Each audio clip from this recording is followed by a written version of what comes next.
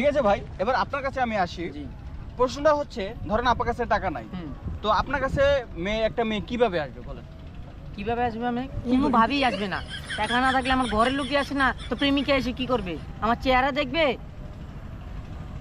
তো দর্শক মণ্ডলী, আপনারা দেখতে পাচ্ছেন এই জায়গায় এই যে অসহায় 3 ব্যক্তি বসে আছে নিরুপায় হয়ে। তাদের কারো টাকা নাই, তাদের কারো মেয়ে নাই, এবং বিভিন্ন সমস্যার কারণে এরা ভুগতেছে। তো আমরা আজকে আপনাদেরকে দেখাবো, এই যে 3টি লোক আছে। আপনারা একটু ক্যামেরার সামনে আসুন। দর্শক মণ্ডলী, এই যে হচ্ছে 3 ব্যক্তি, আপনারা ওনাদেরকে একটু সাহায্য করেন। যাদের বাসায় 2-3টা মেয়ে আছে, অবশ্যই এই ভাইটিকে একটা মেয়ে দিবেন।